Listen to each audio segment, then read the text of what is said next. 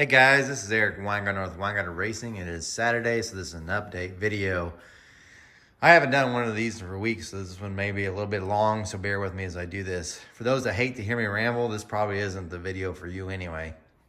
Some of you say I complain too much, and I kind of agree. Can't argue with you there, but if you don't like it, there's always another channel to watch. Not that I'm trying to get you to run away from this, but this video, the update videos, are not tech related. Sundays are, and Wednesdays. So tomorrow, for instance, is going to be the hurricanes. Those were on the dyno mule that got tested, and you get to hear about that and about this weird tube thing that I did. That's tomorrow's video. That's totally tech. None of me rambling, just that. Saturdays is just, well, if you're curious of what's going on with this shop and what's going on in general with this, and I'll be happy to tell you, and you can enjoy it or not. So I'm going to start with this. This came in yesterday. This is the Quick Way valve refacer. I got one because my Sioux has been acting kind of weird. And you're like, no wonder it's dirty. This is a true story, and if you've ever had a machine, you'll understand this. One time I had it cleaned perfectly. I mean, it looked like spotless, brand new. And for the next 4 days, I couldn't get it to work right. And to this day, I have no idea why it did that. So from that point on, I was like, I'm not going to touch it unless it's like super filthy, which it is now. But it still cuts phenomenally well. So as dirty as it is, this thing is fantastic. The only thing that ever messes up is whenever you dress the stone, which it needs it again. For the next probably 20 valves, it's not good. So I got a bunch of junk valves to run through. And what I mean by that is they're accurate, but there's waves in them, and it's frustrating. It's because the waves in here are kind of worn out, and I know that's what it is, or something. Anyway, point being, it only does that. But if you cut after it's fine on the stone and stuff, you get it 20 valves run in, it's phenomenally accurate. Like you can get a valve, here's how you could test, by the way. You could take a valve, you can reface it. Take the valve out, put it back in a different location, and reface it again. If it cleans up instantly, oh, that dude is accurate. If it's like 0 to half, then you're pretty good. If it takes like 3 thousandths to get it cleaned up after you just cleaned it up, it's not that accurate. This thing, I could take it out, put it back in, and it hits almost instantly or within half of a thousand. So pretty good, especially considering how dirty and old this machine is. So, but the reason for getting a new one, like I said, is because I can't keep fighting every time I dress the stone, trying to get it right for 20 valves. So there's enough junk valves to do it, but still, it's just kind of frustrating. The other thing is, this machine, when it was built, never had the angles measured for what it needed. Back in those days, it was like 15, 30, 45, that's all you need. Well, I had taken a protractor and used and measured all my angles to get my 50, 52, 55, 33, and 35 for back cuts. But it doesn't have any of the other angles. So yes, I can do it again and do some more measurements. It just takes time. It's amazing how much time I had before when I first started the business, and I surely don't have now. So those angles are exactly accurate. The thing is, I wish I had more, hence the new machine. So I've done a few valves. Now it's got a counter. According to this, I've done 39, but I had 5 done on it when I got it. It's finished. Like if I took the valves and I showed you which one do you think came from the Sioux and which one came from the Quick Way, you can't tell the difference. As far as accuracy, I've taken a valve out of the Sioux and put it in here and done both. They both clean up phenomenally, really, really quick. I will say there's some things I don't like about this in case you're ever getting it, and this would be the biggest one. So this, it feeds differently. The Sioux, let's go over here. The Sioux, you bring in your valve this way. So that's how you bring in the grinder head, and you slide it this way. The Quick Way is actually the reverse. So you bring the valve in from this side and you cycle that. So it's different in that way. And also, since the valve on the Sioux, the valve is here where you're grinding, it's back there. So you think it's easier to see, but it's actually quite easy for me to see on the Sioux when it's right in front of me. The catch is it does splash all the wool right on you. This doesn't. However, this is the thing I'm not so happy about. This is the side where you feed in, right? And it's got your angle or your measurements here so you can see, and you've got your little mark here as well. And that's what you can do. But here's the catch. There's no ring. And what I mean by that is, I thought it would come up with something like this, where you could slide. In other words, the valve touches, you roll it to, right there, roll it to 0, lock your handle in, and then you can start cutting 5 thousandths. No ring. And this is different from the Sioux, because the Sioux works a similar way. So like I could turn it, then I stop my wheel, I bring this to 0, I move my other hand, and then I could take off 6 thousandths or whatever, right? Nope. So, and I know some of you are gonna say, well, it doesn't matter. Once you put it in here, if you put the stop through the back, they should all be the same. So if you take off and you get to 21, all of them should be that. That assumes that every valve is the exact same length. They are not. Also, that assumes that you've taken 0 thousandths off that wheel as you grind. It does not. So instead what you have to do, it's not that you can't do it. What you have to do is every time you grind till it touches, and then see whatever it is, and your first valve, let's say you went 12 thousandths difference, and then in your head, you're gonna have to do math. You're like, all right, 12 plus 35 is 37, and that's what you're gonna have to do to get to each mark so that all the valves are the same. So in other words, I wish I just had a collar here. And here's the weird part. So if you know anything about the valve refacers, the Rottler, or the older Rottler, I don't know what the new one is now, and the Robins are all based off this machine. They've copied them. And those have the deal right here. They actually have a sliding thing. So I thought, well, since they copied the quick way, allegedly, by the way, that they would have that ring. No, it turns out Robins and whoever else that's allegedly copied the Sioux have that ring.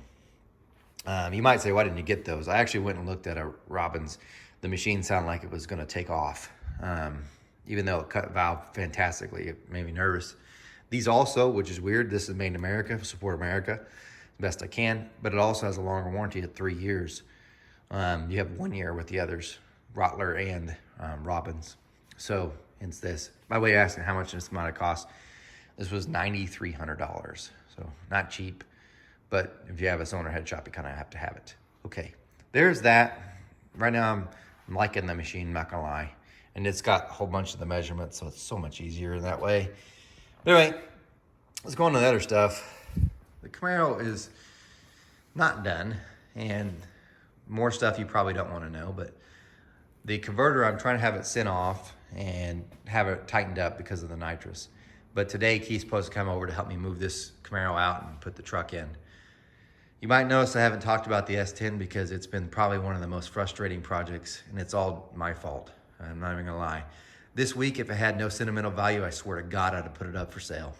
So after several thousands and thousands of dollars, it's pretty frustrating to be where it's at. And it's not anybody else's fault, it's mine. I'm asking to do too much with what it is. So that's why I haven't really brought it up. And I won't go into any more detail because really it's all totally my fault. But trust me, I'm pretty frustrated with it. If you don't get frustrated with your project and everything, and screw this, I'm just gonna sell it, then either one, you paid someone to do the entire project, or two, you didn't care. Because I swear that happens. I mean, even when I was building this thing, which I had most of this done anyway for other people, had it done for me, I had the same thoughts. So if you don't, you're extremely lucky. But the truck has frustrated me beyond belief, and it'll get out there. I just have no idea when. Anyway, carbs are sent off for the engine for the Camaro. That's why this thing's getting rolled out and the truck can come in to start doing some work to move it forward to the next step. I don't know when they'll ever be out. It's going to take a miracle this year, it seems like. Anyway, other stuff that's going on. This was an interesting head that got finished up. That's a Profiler big block Chevy head, just mild port work. It actually did really, really well. I hardly ever bring up these because they're a weird head as far as big block Chevy heads. I did finish the AFR 265 heads, and that'll be a separate video sometime. Also, it looks like this week I'm gonna finally get to port something besides Chevys. It looks like a small block Ford Windsor deal is finally coming up. So that's cool. I also had, in case you're wondering about other bad news, you think shop stuff goes great. Let me tell you about this. So you're like, yeah, you complain too much. So this week I got a call from AFR, and they said they're no longer doing custom orders. And I was like, what? Because I put in an order, and I emailed them and say, hey, what's going on with this order? I kind of need it. And they're like, well, they finally said, did so-and-so call you? No, no one had called me. So finally, my salesman calls me and tells me they're no longer doing custom orders. And I'm not the only one, obviously, that does this, but Here's what I mean by custom orders, because I know you're thinking, well, you had them change a whole bunch of stuff on the head. This must be really, no wonder it's costing them money. And I get it. They're just trying to be a production shop, try to make the max amount of profit they can in a certain amount of time. But this is what I meant by custom order before you're getting like thinking I'm asked them to change and put a different port into a different head and then change different valve angles and do a whole bunch of trick stuff. Here's what I wanted done.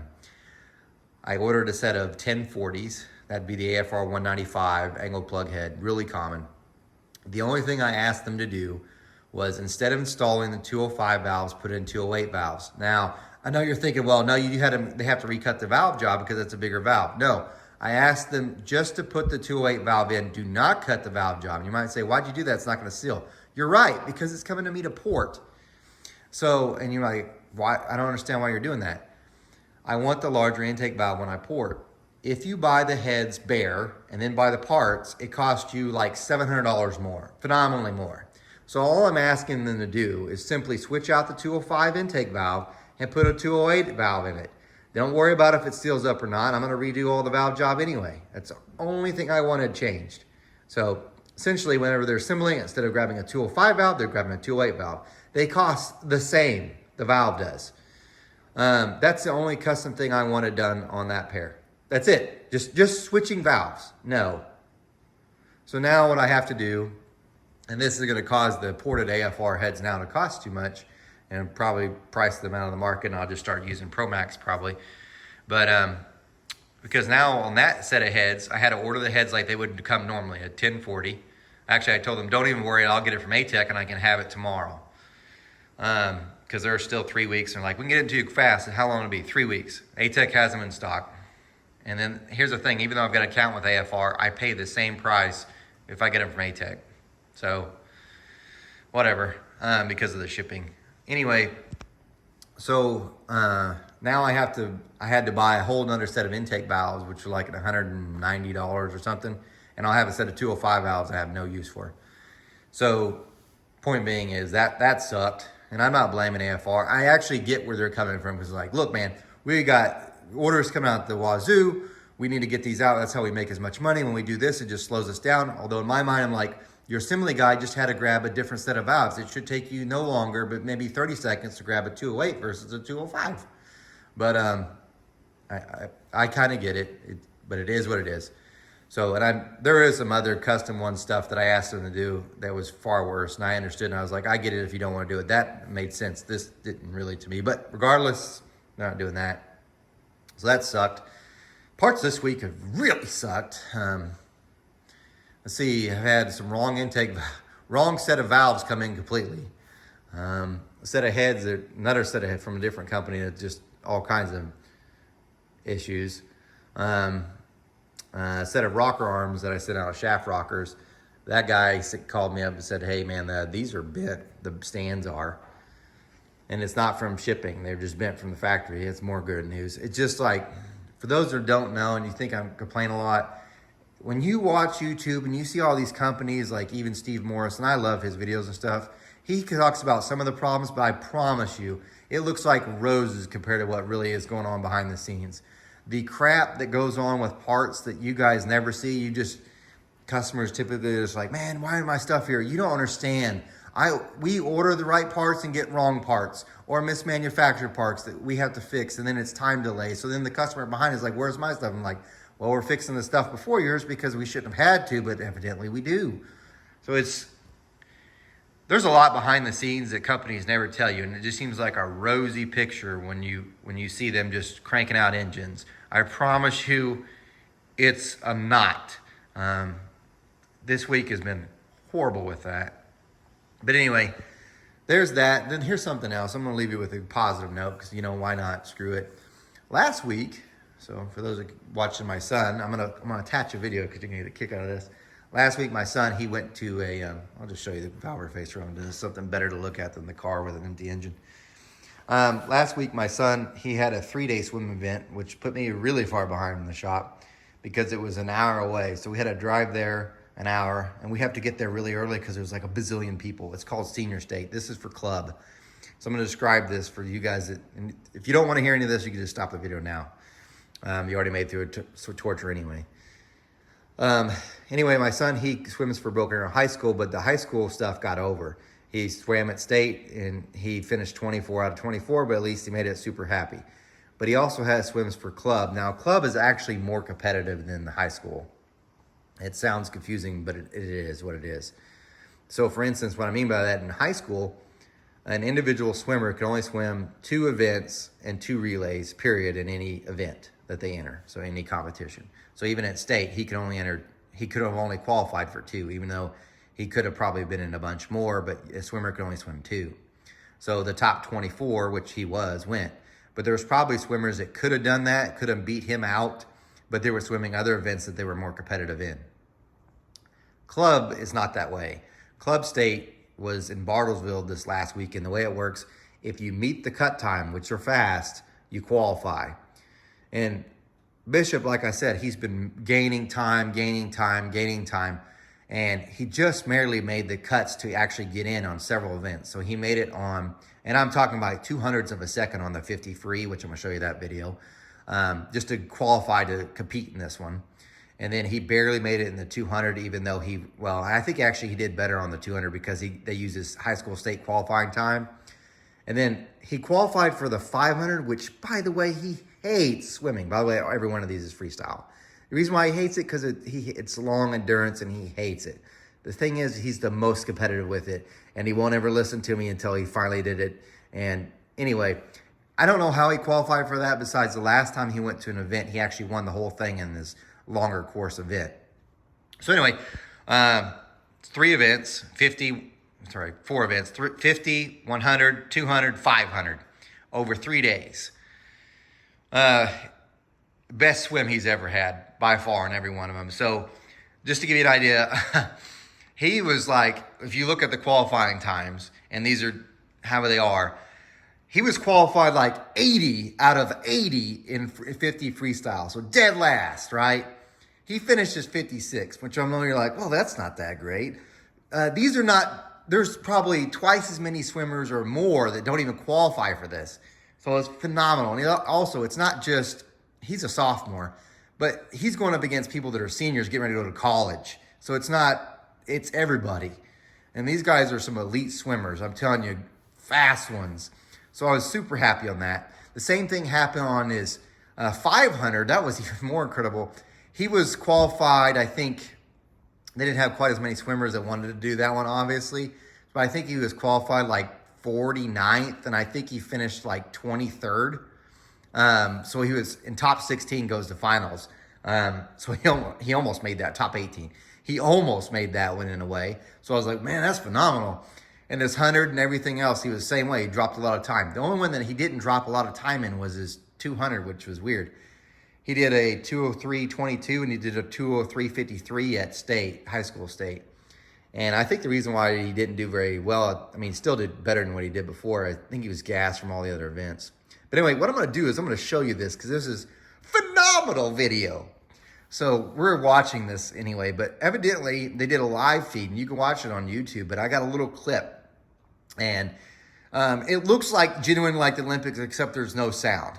So you get to see them like with their names in the water and all that, and they jump off, swim, and do their times. It's phenomenal. This is him winning his 50 freestyle heat. He was the last heat, so that's why there's only 3 swimmers in the pool.